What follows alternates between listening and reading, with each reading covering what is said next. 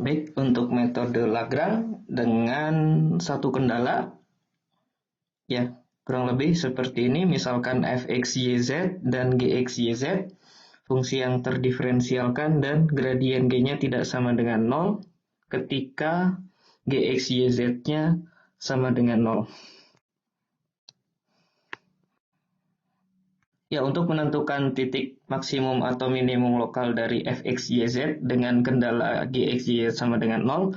Jadi ini adalah fungsi yang akan dicari titik ekstrimnya. Ini adalah kendalanya. Nah, kendalanya akan berbentuk fungsi sama dengan 0. Bagaimana caranya? Kita menyelesaikan dua persamaan ini. Ada variabel apa saja? Ada x, ada y, ada z, dan ada lambda. Jadi keempatnya itu harus memenuhi kedua persamaan ini. Metode Lagrange ini berlaku juga untuk fungsi dua variabel gitu ya. Jadi x, y, z-nya hanya x, y saja nantinya. Oke, kita masuk ke contoh kedua. Kali ini kita akan menyelesaikan dengan metode Lagrange. Tentukan nilai terbesar dan terkecil fungsi ini fxy-nya sama dengan xy pada elips ini. Nah, yang tadi pada permukaan, contohnya yang di sini pada elips, berarti si persamaan ini akan menjadi kendalanya. Kendalanya harus kita tulis dalam suatu fungsi yang kendala itu memberikan fungsi tersebut sama dengan 0. Jadi, fungsi yang akan dicari titik ekstrimnya si itu tadi fxy sama dengan x dikali y. Oke, fxy sama dengan x kali y. Fxy. Kendalanya adalah kita tulis supaya sama dengan 0 gimana? Ya, satunya kita pindahkan. Itu akan menjadi fungsi g-nya. Ya, supaya sama dengan 0, kita tulis gxy-nya sama dengan x kuadrat per 8 ditambah y kuadrat per 2 dikurang 1. Biar sama dengan 0 ya. Sesuai dengan kendalanya tadi. Kali ini kita akan menyelesaikan dengan metode Lagrange seperti apa? Ya, untuk kasus di contoh 2 ini hanya dua variabel ya. Jadi metode Lagrange-nya cukup seperti ini. Berarti kita harus mencari gradien f dan gradien g-nya. Ya, mudah saja. Gradien f turunan parsial terhadap x dan terhadap y, terhadap x tinggal y, turunkan terhadap y tinggal x, dan gradien g-nya si x kuadrat per 8 ditambah y kuadrat per 2 min 1 sama dengan 0, diperoleh gradien g-nya seperti ini, x per 4, y. Oke, sekarang metode Lagrange-nya seperti apa? Gradien f sama dengan lambda dikali gradien g, artinya 2 ini ya, ini, dan gxy sama dengan 0 artinya ini. Kita tulis ini lebih sederhana, lambdanya dikalikan, jadi masuk di situ kurang lambda tadi ya. Jadi y, x sama dengan lambda x per 4, lambda y, dan gxy sama dengan 0 tadi tetap ini ya. Kita tulis persamaan vektor ini akan benar kalau kita punya dua persamaan. Ya, kita harus mencari x, y, z, dan lambda yang memenuhi ketiga-tiganya ini. Bagaimana mencarinya? Ini yang bisa kita lakukan. Misalkan kita mensubstitusi yang pertama. Oke, kita namakan ini 1, ini 2, ini ketiga.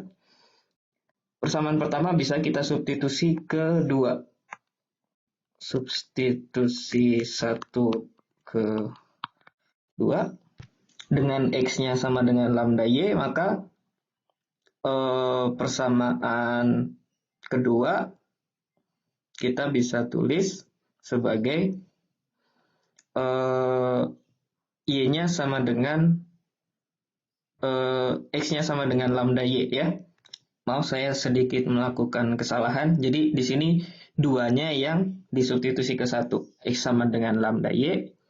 Kita substitusi x-nya di persamaan ke 1. Jadi kita punya y sama dengan lambda per 4 dikali lambda y sama dengan lambda kuadrat y per 4. Ada dua kemungkinan untuk persamaan ini.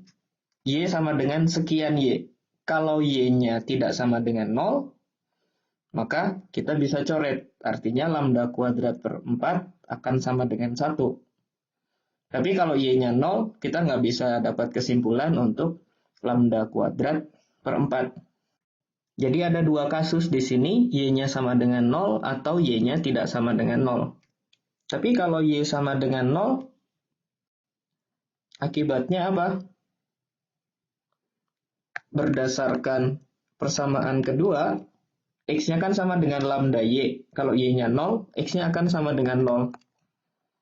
X-nya akan sama dengan 0.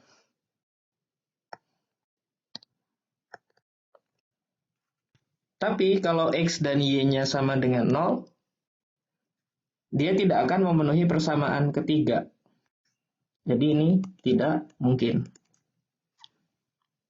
Artinya, kemungkinannya yang benar adalah Y-nya tidak sama dengan 0. Kalau Y tidak sama dengan 0, persamaan ini tadi bisa kita coret Y-nya.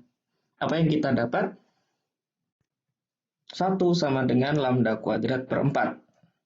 Atau dengan kata lain, lambda kuadrat sama dengan 4, artinya ada kemungkinan lambdanya adalah 2 atau minus 2. Kita lihat persamaan kedua tadi, X sama dengan lambda Y. Berarti ada dua kemungkinan ya.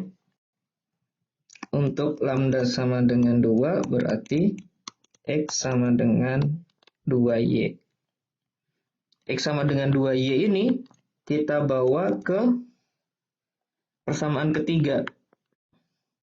X kuadrat per 8 ditambah Y kuadrat per 2 min 1 sama dengan 0. X-nya kita ganti dengan 2Y. Oke, jadinya 2Y kuadrat per 8 ditambah Y kuadrat per 2 min 1 sama dengan 0. Kita kuadratkan 2Y jadi 4Y kuadrat per 8. Itu tidak lain sama dengan setengah Y kuadrat. Jadi itu menghasilkan Y kuadrat min 1 sama dengan 0.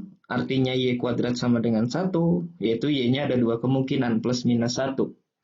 Jadi untuk lambda sama dengan 2, ada dua kemungkinan, Y sama dengan 1 atau min 1 ya. Kalau Y-nya 1, X-nya berapa? X-nya 2Y tadi ya. Jadi X-nya sama dengan 2. Kalau Y-nya min 1, X-nya sama dengan min 2. Jadi ada dua titik. Berat apa aja? 2,1 dan min 2,1. Ini baru kemungkinan untuk lambda sama dengan 2. Kita ada satu kemungkinan lagi, lambda sama dengan minus 2 tadi ya. Oke, untuk untuk lambda sama dengan min 2, berarti X-nya minus 2Y.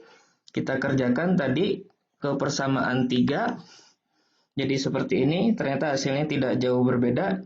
Ada dua kemungkinan Y plus minus 1. Untuk Y sama dengan 1, X-nya jadi, tapi di sini sekarang minus 2Y. Jadi di sini min 2, untuk Y sama dengan min 1, X-nya 2. Dapat dua titik juga. 2, min 1 dan min 2,1. Jadi total ada 4 titik. 4 titik tersebut kita hitung nilai fungsinya. Fungsinya tadi X kali Y kan? Dari 4 titik tadi kita hitung nilai fungsinya. Di sini nilainya 2, 2 minus 2 minus 2. Jadi maksimumnya adalah 2, minimumnya min 2 gitu ya. Kesimpulan dan selesai.